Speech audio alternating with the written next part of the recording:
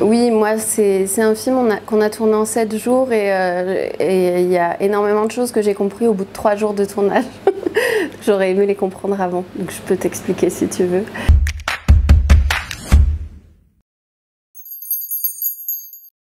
C'est l'histoire de 2 enfants qui se font croire à la mort jusqu'à ce que, pendant une journée entière où elles ne vont pas à l'école, et jusqu'à ce que leur mère revienne et amène ce jeu avec la mort un petit peu plus loin. Voilà. C'est une histoire qui m'est venue, c'est inspiré de mes souvenirs d'enfance. C'est quelque chose c'est beaucoup de souvenirs qui me sont revenus une fois que moi j'ai eu des enfants et que je me suis posé la question de quel enfant j'avais été, de quel modèle parentaux j'avais et de quelle mère j'allais être. Et voilà, je me suis souvenue de cette fois où j'avais vraiment fait croire à ma sœur pendant une journée entière qu'elle allait mourir au 3e grain de grossesse et je lui ai égrené les heures comme ça, une journée entière. Et voilà, et après,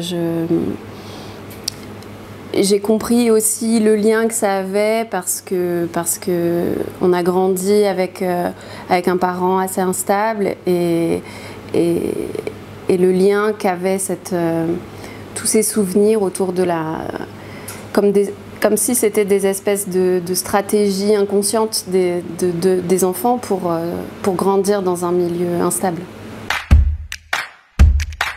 Moi, c'est pas mon premier film, mais j'ai encore énormément appris sur ce film. Ce que je pourrais conseiller, c'est de pas tenter de faire des choses qui vont plaire aux autres, de pas tenter de s'adapter à ce qu'on pense que les gens veulent, de rester sincère quoi qu'il arrive, de faire un film qui nous touche et qui nous parle avant tout à nous. Ça, c'est le premier conseil que je donnerais. Après, sur ce film-là, moi j'ai rencontré plein de défis, notamment des défis de financement au départ, parce que c'est difficile, c'était un film qui n'était pas évident à financer, parce que c'est assez casse-gueule. En fait, si les enfants sont pas bons, ben en fait il n'y a pas de film.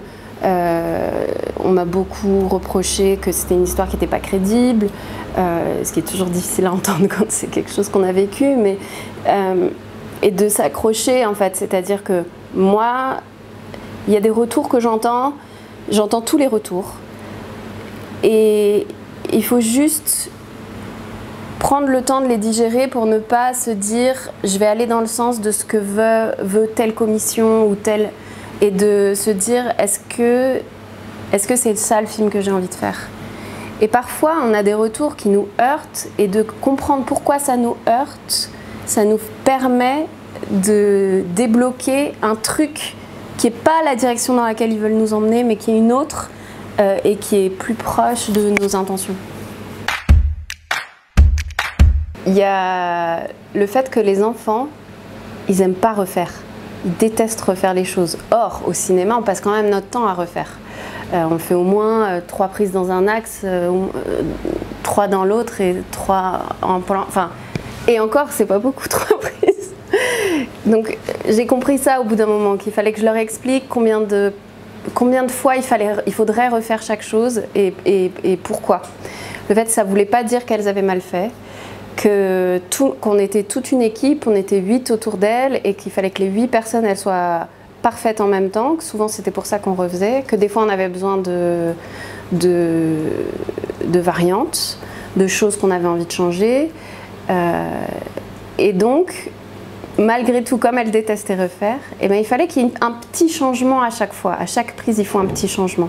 Donc ça voulait dire leur redonner des petites contraintes à chaque fois, qui n'étaient pas forcément dans l'idée du scénario, etc., mais qui permettaient de les ramener dans le jeu pour pas qu'elles s'ennuient en fait. Les enfants, ça s'ennuie très vite et ça se lasse très vite. Donc il faut qu'à chaque fois, ça reste un jeu. Donc à chaque fois, il y a une nouvelle contrainte pour pouvoir les garder actifs dans le jeu. Par exemple, je me souviens de cette scène où elles sont dans le jardin, elles se sont endormies, et la maman arrive, et là, c'était l'heure de la sieste, elles avaient envie de faire... La petite, elle avait vraiment envie de faire de la sieste, elle n'avait pas vraiment envie de jouer à ce moment-là. Et donc là, je lui ai demandé de faire quelque chose que je savais que je ne pourrais pas utiliser au montage, c'est-à-dire que je leur ai demandé d'engueuler leur mère, très fort.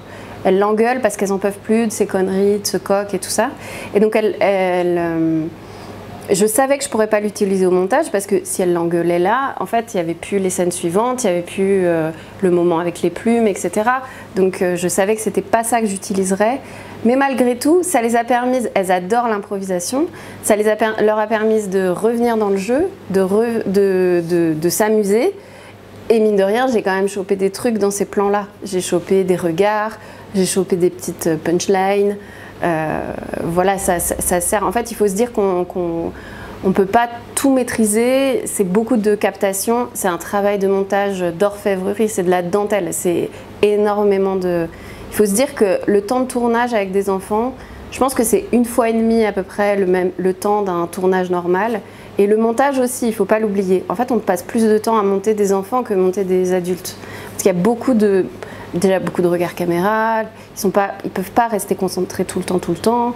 Et il y a des moments comme ça où il faut les amener à faire des choses qu'on ne pourra pas garder, mais qui vont les amener dans un certain état, qui permet de refaire une prise, qui permet de garder...